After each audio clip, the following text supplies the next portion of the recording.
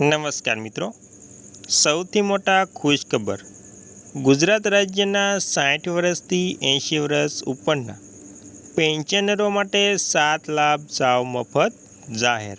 અને મિત્રો, સરકારી કર્મચારીઓના પગારમાં નવો ઇતિહાસ એટલે કે નવા પગાર પંચ પ્રમાણે પગારમાં સૌથી મોટો વધારો જોવા મળી રહ્યો છે. તો મિત્રો, કેવી રીતે, કયા લેવલના કર્મચારીઓને કેટલો પગાર મળશે તેની તમામ વાત પણ કરીશું.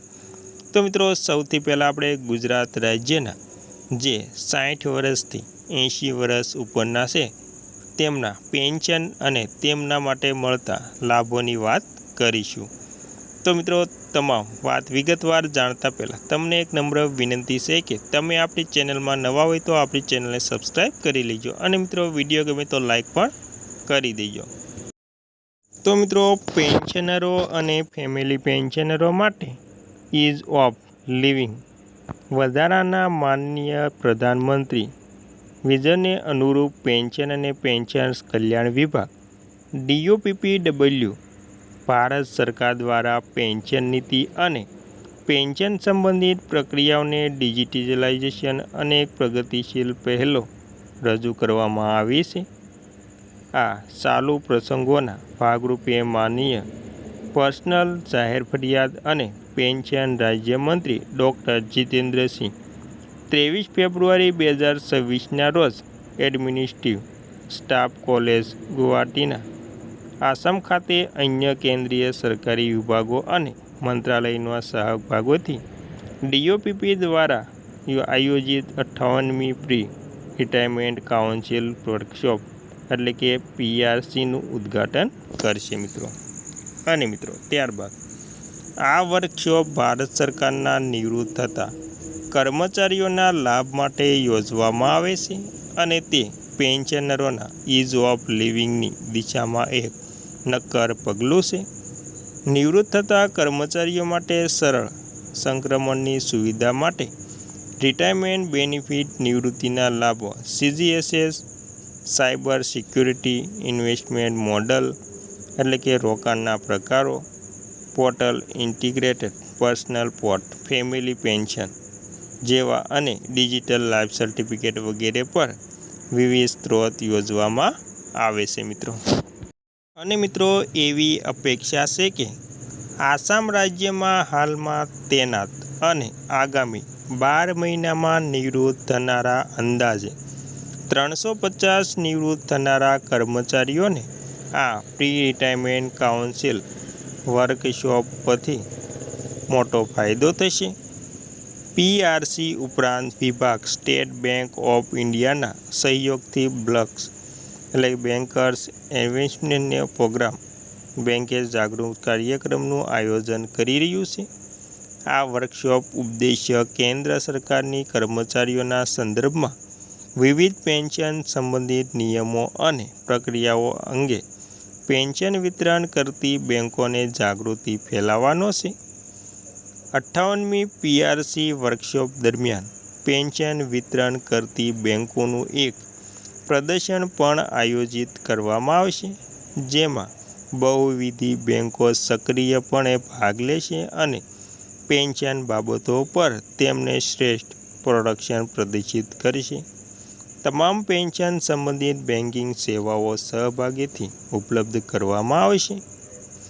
બેંક નિવૃત્ત થનારા કર્મચારીઓને પેન્શન ખાતા ખોલવા અને પેન્શન પ્રાપ્તિએ તેમના માટે યોગ્ય વિવિધ યોજનાઓ રોકાણ કરવા માટે પણ માર્ગદર્શન આપશે મિત્રો.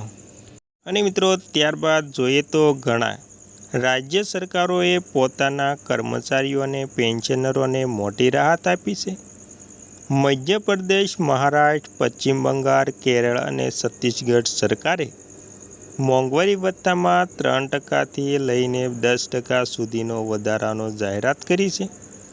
આ જાહેરાતો હોળી પહેલાં જ કરવામાં આવી હતી, જેનાથી સરકારી કર્મચારીઓ અને પેન્શનરોના ભથ્થામાં વધારો થયો છે. તો મિત્રો, તેની વિગતવાર વાત કરીએ તો મિત્રો, મધ્યપ્રદેશમાં મુખ્યમંત્રી મોહન યાદવે હોળીના 2 દિવસ પહેલાં જાહેરાત કરી છે કે રાજ્યના તમામ સરકારી કર્મચારીઓને એપ્રિલ 2026ના પગારમાં 58% ડીએ મળશે, જે મે મહિનામાં ચૂકવવામાં આવશે. જુલાઈ 2025થી માર્ચ 2026 સુધીની બાકી રહેલી પગાર મે 2026થી શરૂ થતાં 6 હપ્તામાં ચૂકવવામાં આવશે. પેન્શનરોને જાન્યુઆરીથી ફેબ્રુઆરી 2026ના સમયગાળા માટે તેમના પેન્શનમાં ઉમેરાયેલા 58% ડીએ પણ મળશે મિત્રો. ત્યારબાદ મિત્રો મહારાષ્ટ્ર સરકારે પણ કર્મચારીઓ અને લાયક કામદારો માટે ડીએમાં પણ 3%નો વધારો કર્યો છે. નાણાં મંત્રાલય એટલે કે નાણાં રાજ્યમંત્રી આશિષ જયસ્વાલે વિધાનસભામાં જણાવ્યું હતું કે આ વધારો જુલાઈ 2025થી અમલમાં આવશે. નિવેદનમાં કહેવામાં આવ્યું છે કે સુધારેલા ડીએ ફેબ્રુઆરીથી રોકડમાં ચૂકવવામાં આવશે અને મિત્રો જુલાઈથી ઓક્ટોબર 2025 સુધીના બાકી પગાર માર્ચ 2026માં ગુડી પાડવાના પ્રસંગ ચૂકવવામાં આવશે. આ નિર્ણયથી લગભગ 5.16 લાખ કર્મચારીઓ અને 8.72 લાખ પેન્શનરોને ફાયદો થશે.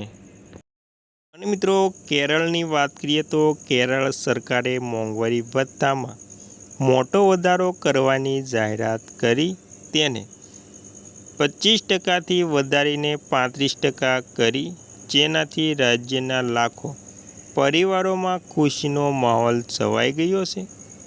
સરકારી આદેશ અનુસાર વધેલી ભથ્થાની રકમ માર્ચ મહિનાના પગાર સામેલ કરવામાં આવશે, જ્યારે પેન્શનરોને એપ્રિલ મહિનાના પેન્શન સાથે સુધારેલી મોંઘવારી રાહત ડીઆર મળશે. પશ્ચિમ બંગાળની વાત કરીએ તો પશ્ચિમ બંગાળે બજેટ 2026માં મોંઘવારી ભથ્થામાં 4%નો વધારો કર્યો હતો, જેનાથી ડીએ 22% થયો. જોકે કેન્દ્ર સરકારના દરોની તુલનામાં 35%થી વધુનો તફાવત હજુ પણ છે. તે જ દિવસે સુપ્રીમ કોર્ટે 2008ની બાકી રહેલા ડીએ એરિયર્સની અંશિત ચૂકવણીનો આદેશ પણ આપ્યો. અને મિત્રો છત્તીસગઢની વાત કરીએ તો છત્તીસગઢ સરકારે પણ રાજ્યના અધિકારીઓ અને કર્મચારીઓના ડીએમાં 3%નો વધારો કરવાની પણ જાહેરાત કરી છે. મુખ્યમંત્રી વિષ્ણુદેવ સાંઈએ જણાવ્યું હતું કે ડીએને 58% કરવામાં આવશે, જે કેન્દ્ર સરકારની બરાબર છે. આ સરકારના નિર્ણયથી લાખો કર્મચારીઓ અને પેન્શનરોને નાણાકીય રાહતની મળવાની અપેક્ષા છે.